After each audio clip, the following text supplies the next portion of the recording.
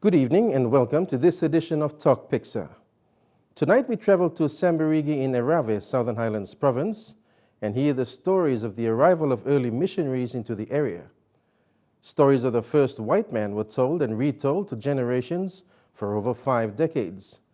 Recently, during the 50th Golden Jubilee celebrations for the Evangelical Church of PNG in Sembirigi, those stories were retold. Our journalist, Quinton Alum, captured the events and files this special Tok Piksa report.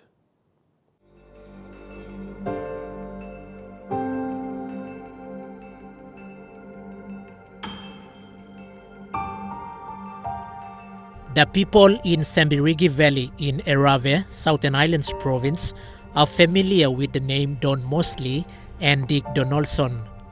The names are synonymous with the Christian faith in the valley. Donald Mosley, an Australian missionary of the present Evangelical Church of Papua New Guinea, arrived in Sembirigi in 1956.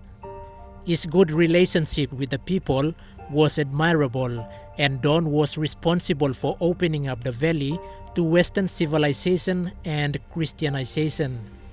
My father was about 20 years old. He believed God was calling him to come to Papua New Guinea and be a missionary. So he went to Bible college, and then he came to Papua New Guinea.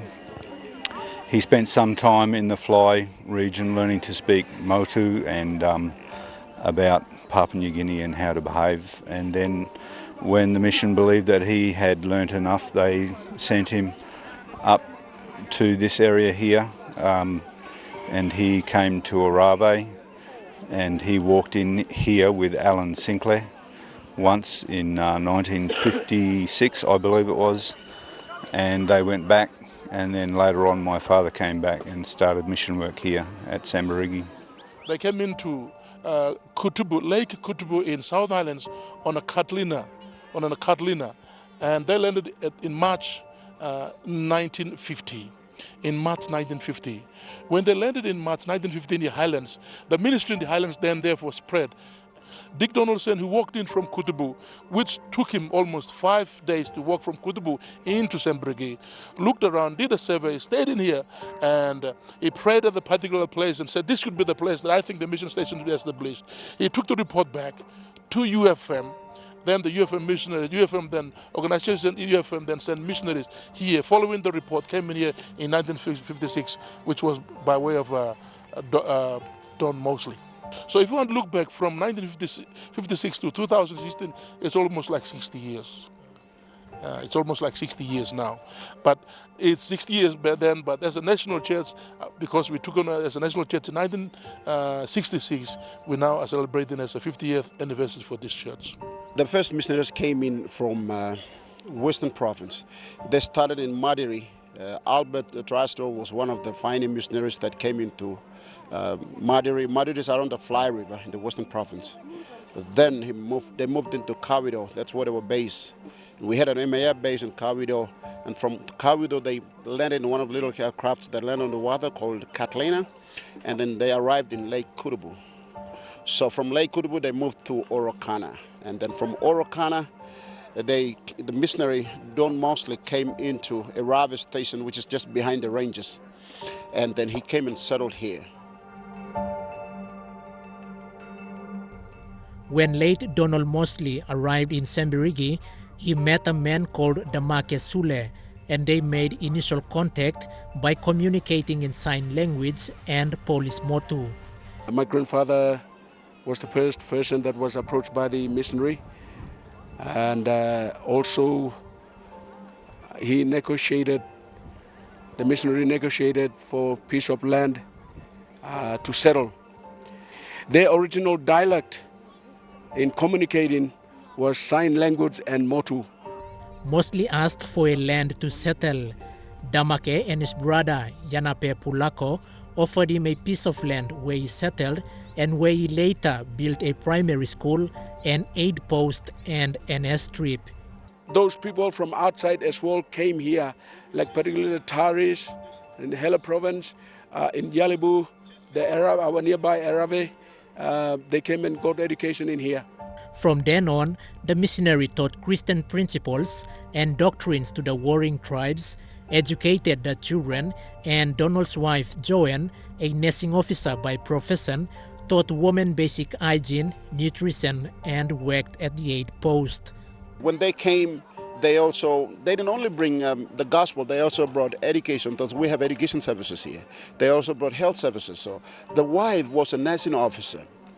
John mostly helped the mothers in hygiene and nutrition and all that. And she also helped and trained our pioneer pastors to be a medical worker in a way that some of us gave them some skills to do first aid work. The husband laid down mostly, picked up a police motor along the coast. He was a tradesman. He had a diploma in building, and he came with that skill.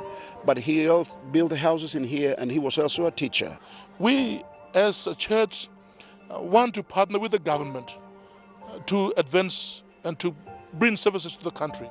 And so therefore we ask the government to recognize us as a national church who is partnered with the national government, with the provincial government, to advance and move the ministries and move the services forward into the country. In April 1998, Donald Mosley was returning to Sembirigi when he had a stroke after arriving in Port Moresby. He was rushed back to Sydney, Australia, but did not survive. And he had travel insurance, so they came and picked him up with a medical plane and flew him back to Sydney, but the stroke had basically killed his brain, so he couldn't survive. My mother, yeah, she lives in Newcastle. She's 90 years old now, and she would love to be here, but she's too old to travel. Me call a funeral service. That time me look him.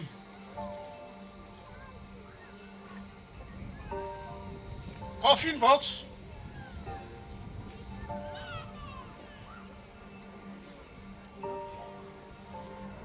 Me pan him name. Lock him coffin box. The one but didn't come na toggle Sam. Give him the name. Light na life giver. Donald Mosley died at the age of 69. His missionary work in Sembirigi after 60 years has contributed immensely to the social, mental, and spiritual development of the Sembirigi people and PNG as a whole.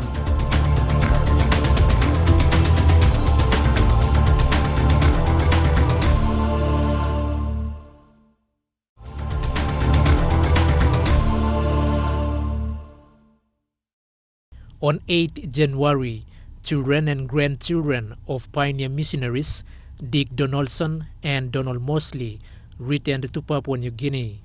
They received a colorful welcome at the Jackson's International Airport. Among them was a 71-year-old Melbourne woman, Stella Bromilo, who came to Sembirigi in 1970 at the age of 26 to teach at the local school. They traveled to Sembirigi 2 weeks ago to be part of the Golden Jubilee celebrations for the Evangelical Church of PNG. Plenty of Laponi with Japanese. One or two, you can look in one of the oldest, Stella Bromilo here. I've been one teacher, plenty of educated man, Mary stop Port Moresby, and then not too long outside long Port Moresby. So celebrating 50 years of one and work, only been making inside long Sembirigi, only come here. Stella, who came back after 42 years, met several students she had taught at the then Mount Murray Primary School. She was my good teacher, and I was very bright too. Yeah. So it's 42 years ago that I left here. Yeah. And I was hoping to meet some of my students. Tuli is one of my former students in my first class. She was in Standard 6. She became a nurse. She saw the classrooms she taught in and visited the house she lived in with fellow teacher Violet Walton. The house is still used by teachers today, and the same classrooms still stand. In 6 days, 4 ranges of mountains were crossed, the highest pass being 7,496 Stephen Donaldson, son of the first missionary who explored the area in 1950, also came with the Mosley family. This was my country. I loved it. It was actually hard for me to go and live in Australia. I got culture shock going that way than living here. So later in life, as I've come back, it's like coming back home for me. Yeah, it's a beautiful place. With a variety of activities, including Thanksgiving, drama of the first contact, resignation of pioneer local pastors, and upgrade of the sub-health center to a health center status. Upgrade of the sub-health center to a health center status. The biggest thing I've enjoyed most is the honour that they've paid not only to the missionaries but to their own fathers. That's something in our culture we don't do much of, honouring, and that really touched my heart, especially honouring the old pastors, the fathers here, on the work that they've done. That, to me, that's been the greatest delight of the celebration. Brothers Jonathan and Jed Mosley and the children were excited to hear stories of the arrival of their father back then.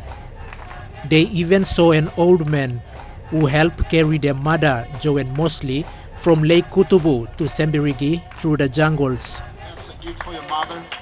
He said he carried her from Kutubu to here. So tell her that I'm still alive. My name is Ipai Nale. My children love it here. They think it's a beautiful place. For them, I've told them all their lives that this is where I grew up, and told them stories about here, and they've always wanted to come here and see Sembirigi and where I grew up and experience what life was like for me. And they are telling me that they love Sembirigi. They think it's a beautiful place. Local pioneer pastors also gave their experience on how they repent to join the mission. Here, but my dad was one of the students here, and those who were helping the missionaries during those times, the first missionaries who came to Sembirigi. He was a male boy during the time for the last 10 years, and there were others who during that time, the times were tough. They committed themselves in assisting the missionaries.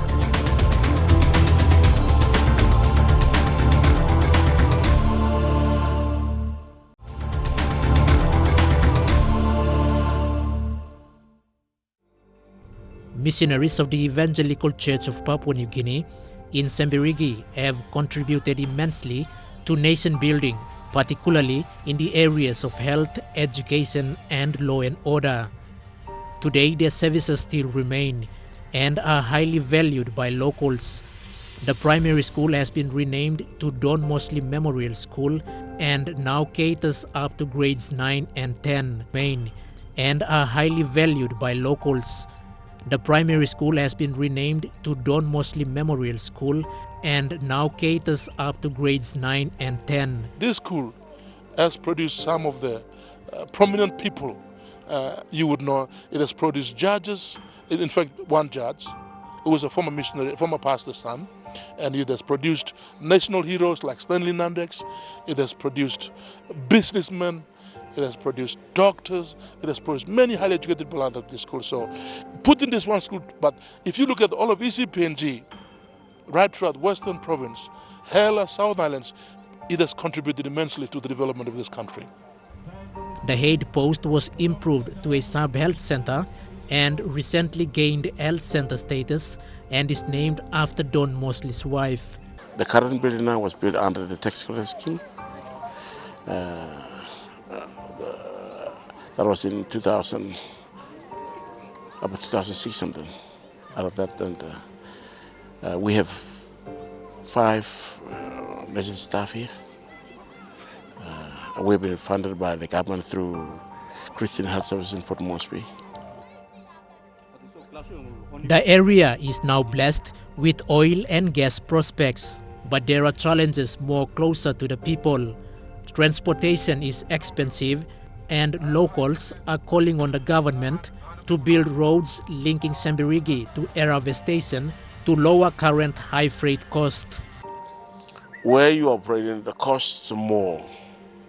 The cost more. Even if we had there was an airstrip here, accessibility to our chat wall. The freight would also be more. So with free healthcare, it is not enough. And then, you know, you look in a very remote area like Sembirigi. Despite this, ECPNG faithful have been urged to continue the work of the missionaries. And the whole Sembirigi district needs to focus on church planting, soul winning. That is our priority. We are called the Evangelical Church of PNG. The word evangelical means to evangelize, and we preach the gospel to the people. So I see as a servant of God, that is our responsibility. None other than preaching the gospel is our calling.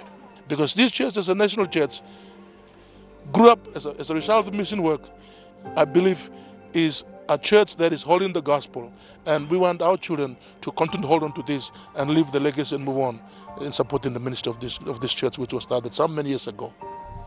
The monument of Donald Mosley and other pioneer missionaries now stand in the center of Sembirigi Station to remind future generations of the missionary who sacrificed his life to be the hero of the Sembirigi people. And that ends our story on remembering early missionaries into the Sembirigi Valley. Through the many lives they have touched, their good work will not be forgotten and their legacies will live on.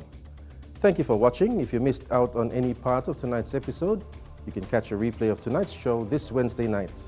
And until we do this again, I'm Neville Choi. Good night.